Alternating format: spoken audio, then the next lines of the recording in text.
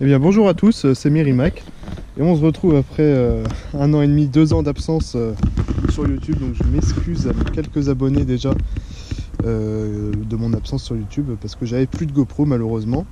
Donc là j'ai pu m'en racheter une et du coup je me relance dans YouTube quoi, dans le YouTube game. Alors je vais vous présenter ma nouvelle moto, donc la YZF R6 2017. Donc la toute dernière R6 de chez Yamaha. Donc je vais vous faire un petit tour de la moto dans un premier temps.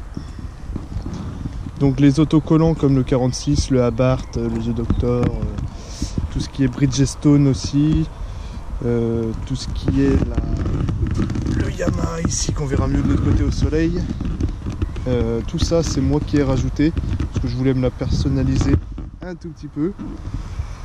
Donc voilà, l'arrière je le trouve magnifique avec les deux entrées d'air là, franchement magnifique. Par contre les gars, ne faites pas gaffe à mon pneu qui est extrêmement usé.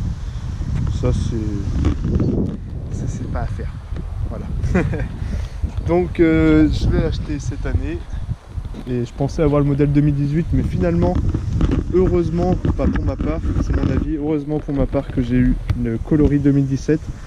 Parce que le coloris 2018, le R6, là, la bande R6 ici, c'est noir, ici, c'est noir aussi, le devant là.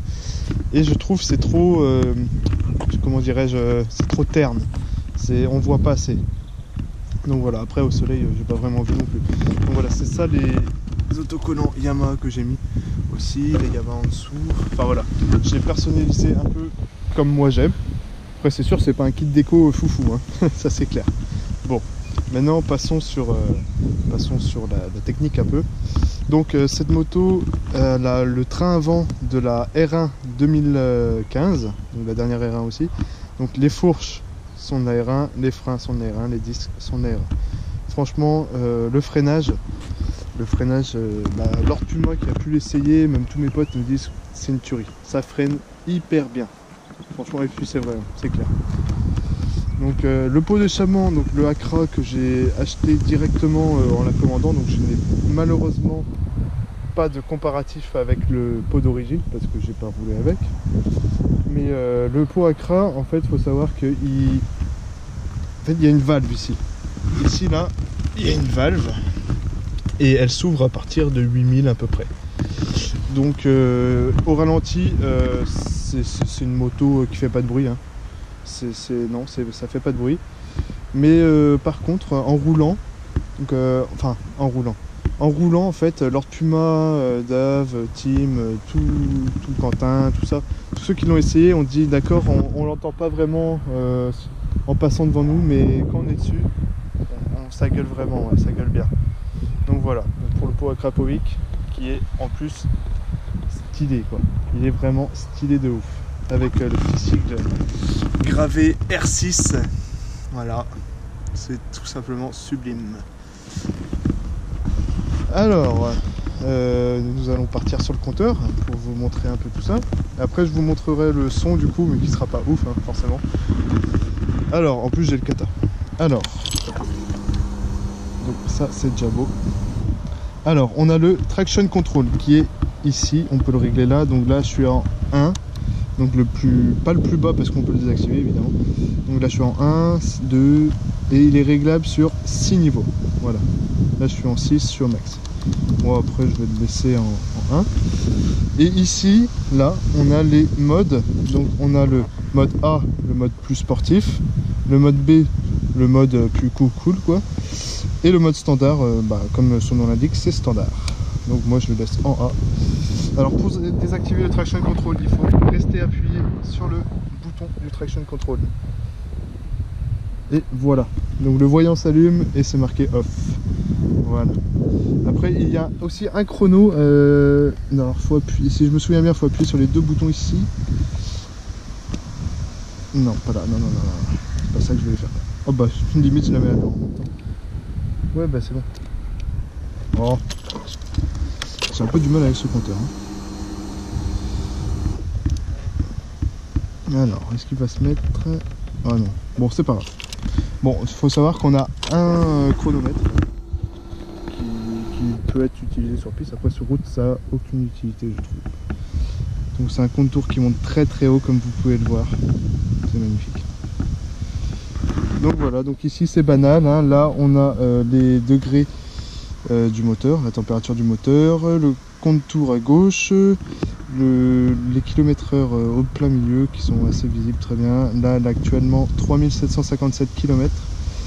Et cette moto est équipée du quick shifter. Donc le quick shifter qui se trouve ici si je dis pas de bêtises. Parce que je suis pas un pro mécanique mais je pense que c'est ça. Hein. Donc voilà. Sinon la suspension arrière aussi elle est réglable avec ici. Mais alors moi par contre les suspensions je ne réglerai pas non plus parce que je ne m'y connais pas encore une fois. Donc voilà. Qu'est-ce que je pourrais dire? Ah oui, cette moto je l'ai passée au banc. Et il faut savoir que alors données constructeur donc c'est 118 chevaux.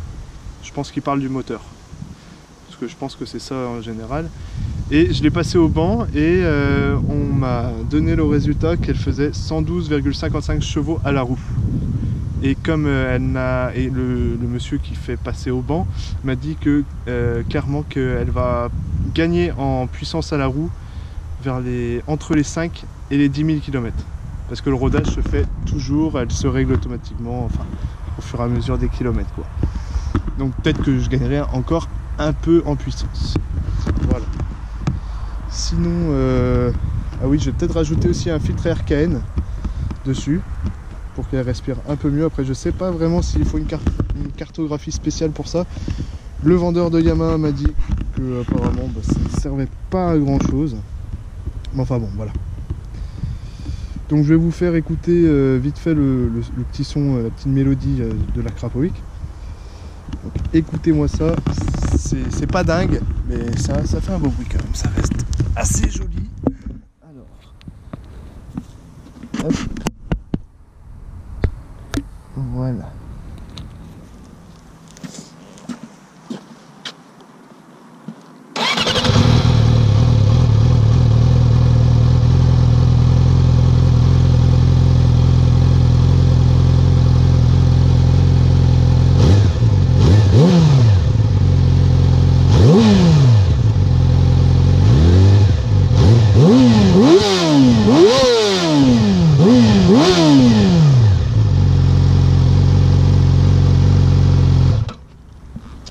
Voilà, c'était le son de la Krapovic de la R6 2017.